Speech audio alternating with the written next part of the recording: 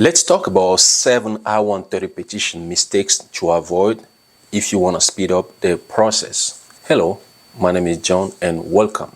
USA MONDE.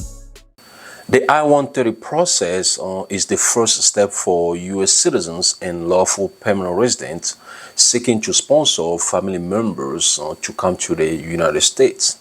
Whether you are petitioning for a spouse or child, parent, or sibling, the I-130 form serves as the foundation of your loved one's immigration journey. However, the process is not always straightforward. As you know, some of you guys who already started the process, you know that it's not straightforward. And even small mistakes can lead to frustration, delays, rejection, or requests for additional evidence. In today's video, I'm going to cover 7 common mistakes people make when filing I-130 petition and how to avoid them. I will break it down step by step to ensure that your application is accurate and complete the first time around. By the end of this video, you will know exactly what pitfalls to avoid and how to give your petition the best possible chance of being approved. Let's get started. Mistake number 1, not filing out on the entire form. One of the most common mistakes people make is leaving section of the I-130 form blank. I've seen that many times. Even if a question seems irrelevant to your case, it's essential to provide an answer. You cannot leave it blank. You have to provide an answer. USCIS can interpret blank spaces as missing information, which may lead to delays in processing your petition or even a rejection. Okay, so there is no way they're going to process your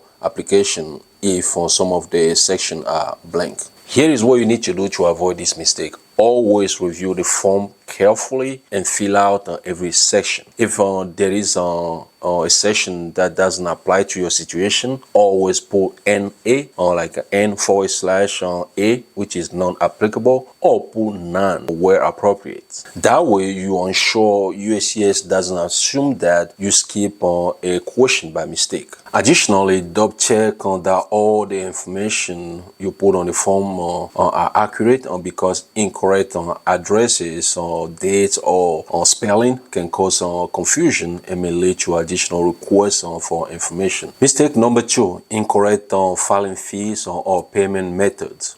Another frequent issue is submitting the wrong filing fee or using an incorrect payment method. So because each USCIS form comes with its own fee and the amount may change periodically. So sending a wrong amount will result in your application being returned and wasting valuable time. You don't want that. So what you need to do to correct that mistake is to check on USCIS website for up-to-date information about the filing fee. Also ensure that you are using accept payment method like money order or check or credit card, debit card. When paying by check, always make the check payable to the U.S. Department of Homeland Security. Mistake number 3, failing to submit required supporting documents. An I-130 petition isn't complete without supporting document, guys. So it's very important, to submit the supporting document that prove the relationship between the petitioner and the beneficiary.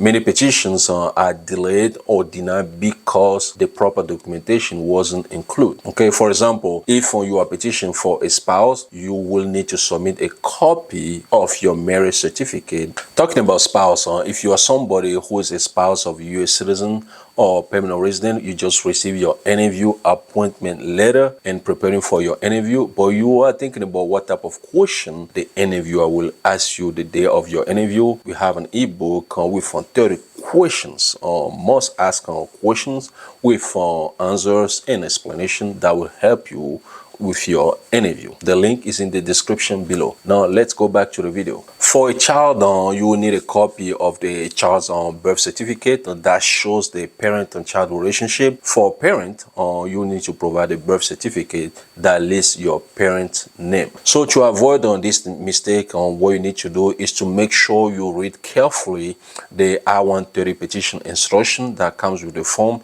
You can download that read through it to make sure you submit all the required documents. So keep in mind that USCIS can ask for additional document anytime. So having those documents ready is very crucial. Organize all those documents clearly and also make a copy for your own records. Mistakes number 4, forgetting to sign the petition. It may seem simple, when I say people forget to sign their petition, but sometimes it happens. It happens not even sometimes, but a lot, because forgetting to sign your I-130 petition is one of the most common error applicants make. Okay, so an unsigned form is considered incomplete and will be sent back to you. Okay, USCIS will send it back to you. So to avoid that mistake, make sure you check your form completely.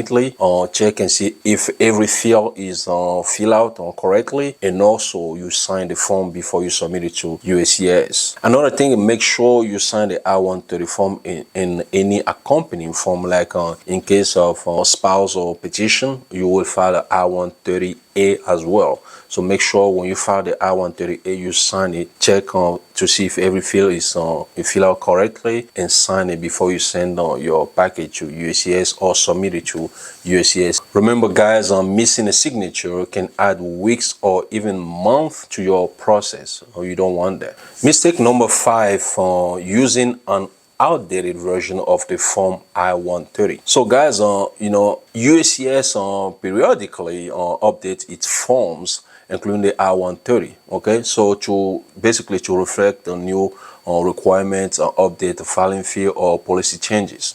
So submitting an outdated version of the I-130 form can lead to delays or a rejection of your application.